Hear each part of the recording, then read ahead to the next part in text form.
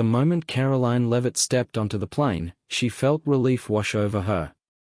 It had been a long day of briefings, press calls, and the never-ending buzz of Washington, D.C. politics. She wasn't just the youngest White House press secretary, she was in the trenches, battling the media every single day. But today, she was heading home. A short flight to Manchester, New Hampshire, where, for a few days, she could be just Karoline, the girl who grew up in a small town, scooping ice cream at her family shop. She adjusted the strap of her carry-on and moved swiftly through the aisle. The scent of fresh coffee mixed with the faint, chemical tang of airplane upholstery. It was a full flight, every row packed, passengers already shifting in their seats, adjusting their armrests, flipping through in-flight magazines. First class wasn't a luxury for her, it was just practicality. As part of the White House team, she traveled constantly.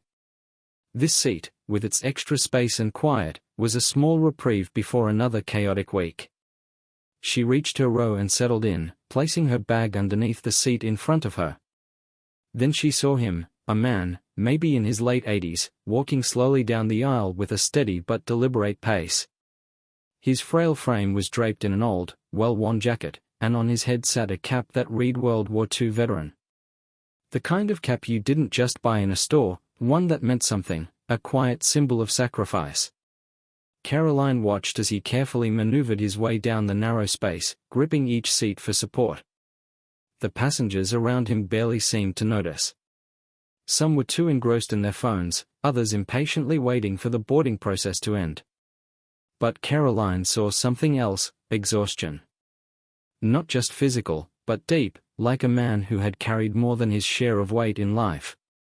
The flight attendant directed him toward seat 26B, deep in the middle of economy. Karoline glanced at the tight row, the lack of legroom, the long journey ahead. Something didn't sit right. She stood. "Sir," she said, stepping into the aisle. The old man looked up, slightly startled. His eyes, clouded with age but sharp with wisdom, met hers. "Yes?" She hesitated for only a second, then gestured toward her seat. "I'd be honored if you took my spot up here." A beat of silence stretched between them. The veteran blinked, surprised. "Oh no, I couldn't possibly." "Please," she said, her voice gentle but firm.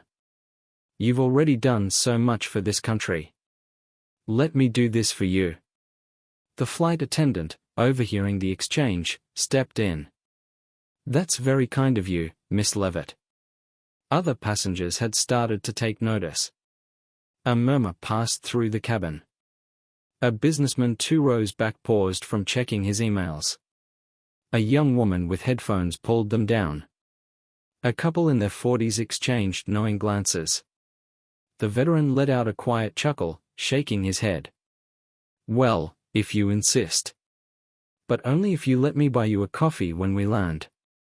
Karoline smiled. "Deal." The flight attendant helped the man into the first-class seat while Karoline gathered her bag. As she made her way to the back, she could feel eyes following her. She didn't do it for attention. She didn't do it for a story. It just felt right. But as she slipped into 26B, sandwiched between 2 passengers, she had no idea that what she had just set in motion would become a national story. And that before the flight even landed, something unbelievable was about to happen. Just as she was settling in, the man next to her whispered something that sent a cold shock through her veins. Karoline barely had time to adjust to her new seat when the man beside her, a middle-aged passenger in a wrinkled button-down, leaned in slightly. His voice was low, almost conspiratorial. "You know who that is, right?" She turned to him, caught off guard. "Excuse me?" He nodded toward first class, where the veteran was now settling into her former seat, adjusting the recline with slow, deliberate movements. His hands, knotted with age, gripped the armrests as if they carried more than just the weight of his body. "That guy," the man muttered. "That's not just any veteran. That's Joseph Monroe." The name meant nothing to her, but the way he said it made her stomach tighten. "I don't." "Who is he?" she asked. The man huffed a quiet laugh. Of course you wouldn't know. They don't talk about guys like him much anymore. Karoline's brow furrowed. Something about the way he said guys like him felt loaded. Not in a malicious way, but like he knew something she didn't.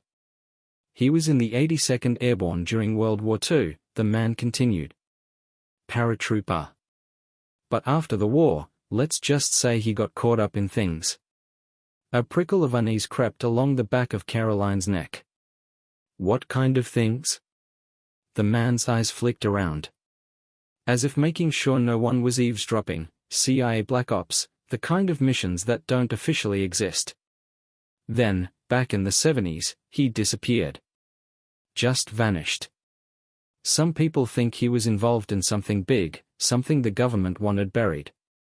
Karoline's instinct was to dismiss it as another conspiracy theory. She had spent enough time in Washington to recognize the way people twisted half-truths into dramatic stories. But something about this man's tone, the certainty in it, gave her pause. And then, as if on cue, Joseph Monroe turned his head and looked straight at her. She felt it before she saw it, that subtle, heavy awareness of being watched. His gaze wasn't unkind, but it was piercing, studying her as if he knew exactly what she was hearing. A slow, deliberate nod. Not of gratitude, not of acknowledgement, something else. Karoline swallowed. The atmosphere in the cabin had changed. It was subtle at first, just a shift in the way people looked at her. A couple of whispers, a few glances in her direction. Then the flight attendant returned, smiling warmly as she handed Monroe a drink. But her eyes flicked to Karoline for just a second too long. And then came the man in 24A. He was seated 2 rows ahead, but Karoline noticed him when he twisted slightly in his seat, just enough to glance back toward first class, just enough to glance at Monroe. Unlike the others, he wasn't whispering to a seatmate or typing on his phone. He was watching. Focused. Too focused. She felt her stomach tighten again. Was this just paranoia? Was she reading too much into a harmless situation? The overhead speakers crackled, and the captain's voice came through, announcing their cruising altitude and estimated arrival time. Karoline forced herself to relax. She had been in politics long enough to know how easy it was for people to get swept up in rumors. And yet, the way Monroe had looked at her. The way the man beside her had spoken his name. The way 24A kept glancing back, just slightly, just enough to track Monroe's movements. Something was off, and it wasn't just about an old man getting an upgrade to first class. Before she could think any further, the pilot's voice came over the intercom again, this time with an edge of concern. The static from the intercom crackled for a second too long before the pilot spoke again. Ladies and gentlemen, this is your captain. We're experiencing an unexpected systems check from air traffic control. Nothing to be concerned about, but we'll be in a holding pattern for the next 20 minutes. Flight attendants, please remain in position. Karoline sat up straighter. She had taken enough flights to know that holding patterns weren't unusual, but something about the way the announcement was phrased felt off. The man beside her let out a small chuckle, shaking his head. Yeah. That's not normal. She turned to him. What do you mean? He nodded toward the window. We're mid-flight. No turbulence. No airspace congestion. A system check from air traffic control at this altitude? That's just vague enough to mean nothing and everything. Karoline clenched her jaw. Maybe she was overthinking things. Maybe this was just a weird coincidence. But her gut was telling her otherwise. And then, from first class, Joseph Monroe turned his head again, this time locking eyes with her. Intentionally.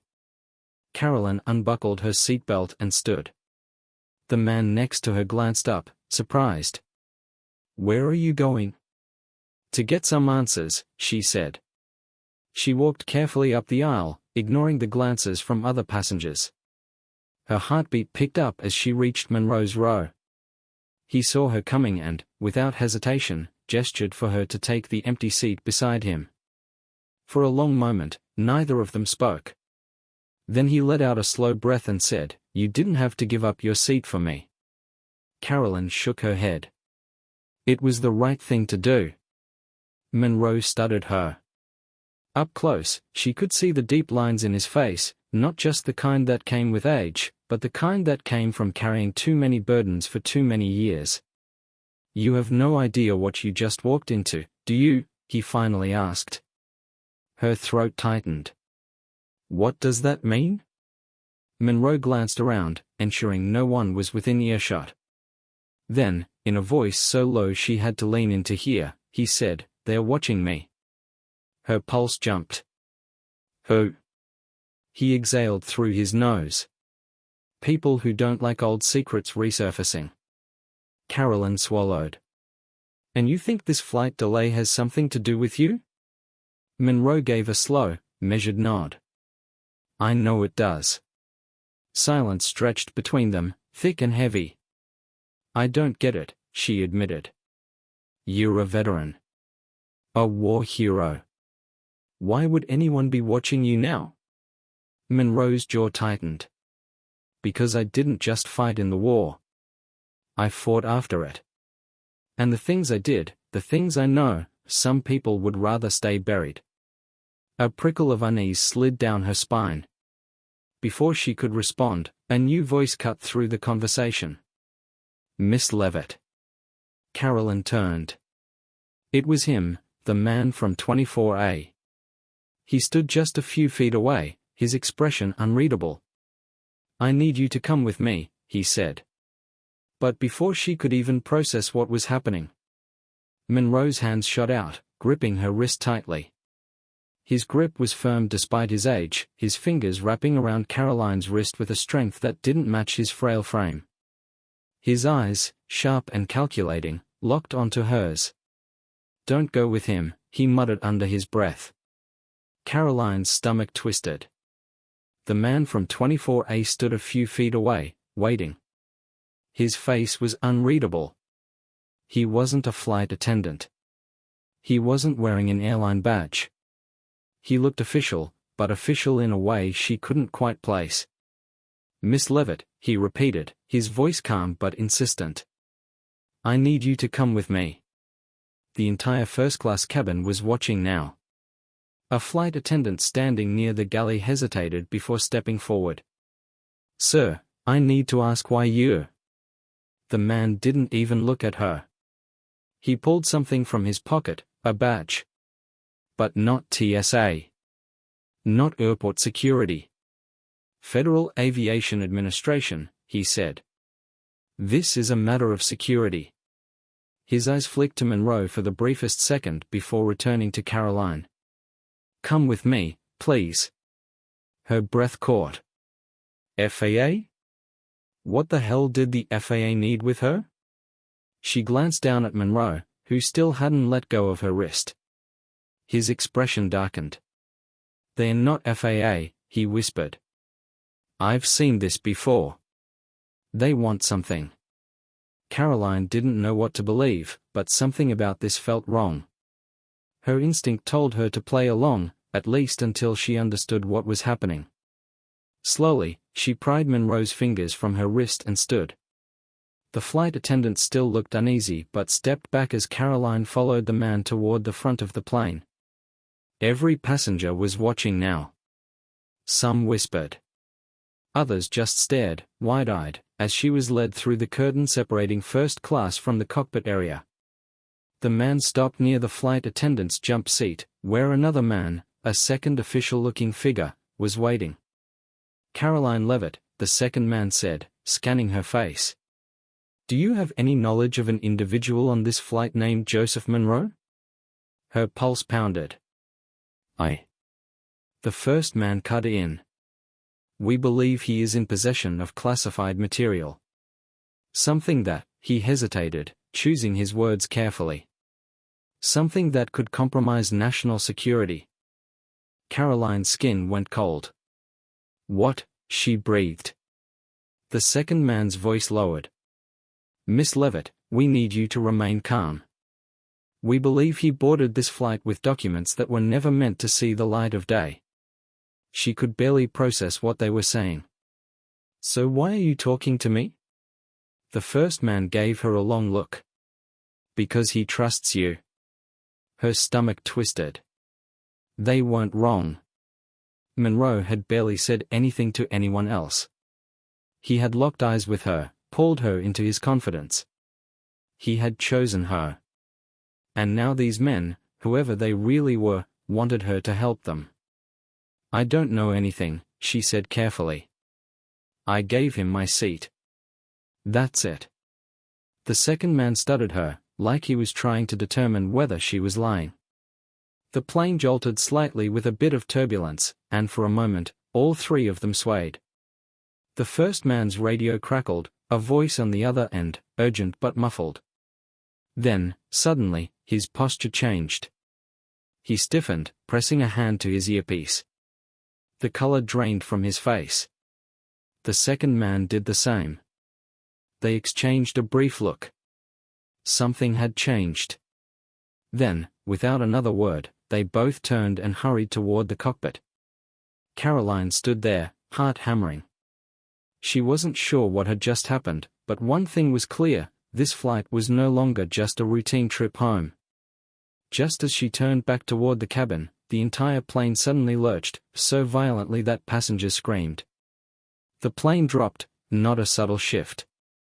This was a gut-wrenching, stomach-lifting plunge that sent drinks flying and passengers gasping. A chorus of panicked cries filled the cabin as overhead bins rattled. Karoline instinctively grabbed onto the nearest seat, her knuckles white as she braced herself. Her heart slammed against her ribs. The flight attendants scrambled for their jump seats, strapping in. The captain's voice came over the intercom, strained but controlled. Ladies and gentlemen, we're experiencing unexpected turbulence. Please remain seated with your seatbelts fastened. Karoline had been on enough flights to recognize pilot speak. This wasn't turbulence.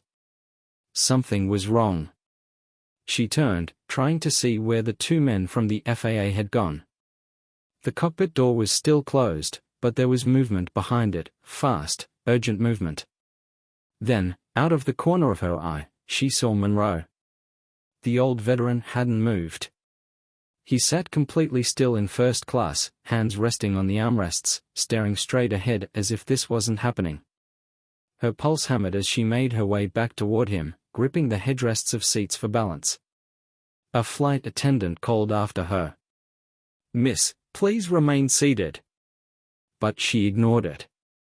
She reached Monroe's row and leaned in.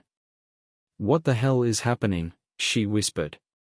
He didn't answer right away, just turned his head slowly, his gaze steady. Then, in a voice barely above a whisper, he said, "It's not turbulence. It's them." Karoline's stomach twisted. Monroe exhaled, his gaze sharp. "Who?" she demanded. "The ones who don't want me to land," he murmured. Her hands clenched the seat in front of her. "Listen to me," Monroe said, his voice suddenly more urgent. "There's something in my bag. Something they don't want you to see." Karoline blinked. "What?" He reached down slowly, deliberately, and tapped the black carry-on tucked beneath his seat. "You need to take it," he said. "No matter what happens." Every nerve in her body screamed that this was insane, that she should go back to her seat and let whoever those men were deal with it. But the look in Monroe's eyes stopped her. It was the look of a man who knew his time was running out. Karoline hesitated, glancing around. The passengers were still tense, some gripping their armrests, others murmuring prayers under their breath. The FAA agents hadn't returned. The cockpit was still locked. Slowly, she reached down and grabbed the bag. It was heavier than she expected. She unzipped it just enough to see inside, and felt her blood turn to ice. Inside, tucked beneath a layer of neatly folded clothes, was a thick, sealed envelope. Not just any envelope. One marked with the official insignia of the United States government. Her breath caught. This wasn't just some old war memento. This was classified, and she was holding it. She zipped the bag back up, pulse pounding, and looked up at Monroe. "What is this?" she hissed. Before he could answer, the cockpit door burst open. The two FAA agents stormed back into the cabin, moving straight for Monroe. "Sir, you need to come with us." Their voices were sharp now, commanding. This wasn't a request. Passengers turned to watch, murmurs rippling through the cabin. Karoline barely breathed. Monroe didn't resist. He exhaled through his nose, slow and measured, then rose to his feet. Just before stepping past her, he leaned in, so close only she could hear. "Don't trust them." Then he was gone. Just as they reached the cockpit door, the plane lurched again, this time with even more force. The lights flickered. A high-pitched alert rang through the cabin. And then, the oxygen masks dropped. Something was happening to this plane. And whatever it was, Karoline knew one thing. Monroe had been right. The oxygen masks dangled, swaying slightly as the plane continued to shudder. A ripple of panic surged through the cabin, people fumbling to pull the masks over their faces, some frozen in shock, others gasping for breath. The low, artificial voice of the automated safety system echoed overhead. "Please place the oxygen mask over your nose and mouth and breathe normally." But nothing about this was normal. Karoline's mind raced. The FAA agents had disappeared into the cockpit with Monroe, and now suddenly, everything was spiraling out of control. Her fingers trembled as she reached for the oxygen mask, pulling it over her face. The cool rush of oxygen flooded her lungs, but it did little to slow the pounding of her heart. She needed to think. The bag. Monroe had given it to her for a reason. She glanced down at it, still wedged between her feet. If the FAA agents, or whoever they really were, had known Monroe had classified documents, why hadn't they checked his bag? Why had they taken him but left behind whatever they were so desperate to keep hidden? Because they didn't think he'd pass it off to someone else. They hadn't expected her. A sudden thud made her flinch. The cockpit door. It had locked behind the agents and Monroe. Karoline's breath caught. Something was happening in there. Something bad. A flight attendant, her eyes wide with fear, rushed up the aisle toward the cockpit. "Captain," she called, knocking on the door. "Captain, what's going on?" Silence. The attendants exchanged nervous glances. Then, another jolt. Not turbulence. Not weather. Something was wrong with the plane. A man across the aisle gripped his armrest, his knuckles white. "Are we going down?" he muttered, voice shaky.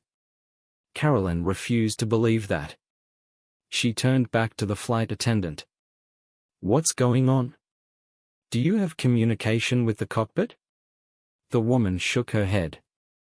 "They are not responding." Karoline's stomach twisted. This wasn't just a malfunction. This was a hijacking. Her first instinct was to stand up, to demand answers, to push past the panic and force someone to explain what was happening. But then she remembered Monroe's last words. "Don't trust them. Not just the agents. Anyone." Her eyes flicked back to the bag. If Monroe had risked everything to get this to her, if those men had taken him without checking what he was carrying, that meant this was the most important thing on the plane right now. And if they realized she had it? She was next. Her pulse pounded in her ears. The other passengers were still panicking, still fumbling with their oxygen masks, their voices rising in fearful murmurs. She needed time. She needed a plan. Carefully, quietly, she reached down and pulled Monroe's bag onto her lap. The zipper was stiff. The fabric, slightly worn. Inside, she felt the sealed envelope, the one with the official government insignia. She hesitated. Opening something like this was beyond dangerous. If she was caught with classified documents, it wouldn't just be the agent she had to worry about. It would be the government itself. But what if this was bigger than that? What if Monroe had risked everything because what was in this bag couldn't stay hidden anymore? Her fingers brushed against the envelope. Her breath hitched. There was something else in there. Something metal. Small. A flash drive. Karoline's mind spun. The envelope contained secrets on paper. But the drive was something else entirely. She didn't have time to think. She shoved the bag back under her seat just as the cockpit door suddenly unlocked. The first agent stepped out alone. Monroe was gone. And his face, normally so composed, was pale. His eyes landed on Karoline, and he started walking toward her. She had seconds to decide what to do next. But before he could reach her, the intercom crackled, and the captain's voice came back on. Only this time, something about it sounded wrong. The intercom crackled again. The captain's voice came through, but something was off. His tone was too slow. Too measured. "Ladies and gentlemen, this is your captain speaking." A pause. "Due to unforeseen circumstances, we will be making an unscheduled landing. Remain calm. Further instructions will be provided shortly." The agent was still walking toward Karoline. His steps were deliberate. His expression unreadable. Karoline's mind raced. The cockpit door had been locked. The pilot and co-pilot hadn't responded to the flight attendants. And now, suddenly, the captain was back on the intercom, sounding like he was being forced to say something. The pieces snapped together. He wasn't speaking freely. Someone else was controlling him. And Monroe, he was gone. Karoline swallowed hard, fighting to keep her face neutral as the agent reached her row. He crouched slightly, his voice just loud enough for her to hear over the hum of panic and whispers in the cabin. "I need you to come with me." She shook her head. "I don't think so." His jaw tightened, but he didn't force it. Instead, he lowered his voice further. "You have something that doesn't belong to you." Her pulse pounded. He knew. Monroe had said, "Don't trust them." That meant she had one option left. She leaned in slightly, dropping her voice. "If I go with you, the whole plane will know something's wrong." The agent didn't move. She pushed further. "You don't want that. You want quiet. You want control. But if you drag me out of this seat, you won't have that anymore." For the first time, something flickered behind his eyes. Doubt. The agent straightened, glancing around the cabin. Passengers were already watching, fear evident in their eyes. The flight attendants were murmuring to each other, uncertain but on the edge of stepping in. And Karoline saw it. He wasn't in charge. Not really. Whoever was behind this, whoever had taken Monroe, whoever had made the captain deliver that message, this agent was just a pawn. So she did something that went against every instinct. She relaxed. Or at least she pretended to. She exhaled, nodding slightly. "I don't want trouble," she murmured. "I just want to land safely." It was a gamble. A big one. Because if she made him think she wasn't a threat, he might back off. The agent studied her for a long moment. Then, to her shock, he gave the smallest nod, and walked away. Karoline barely had time to process what had just happened before the intercom crackled again. The real captain's voice came through. Not the one from earlier. This one was raw. Strained. Terrified. "This is your captain." A heavy pause. Then, through gritted teeth. "Do not land this plane."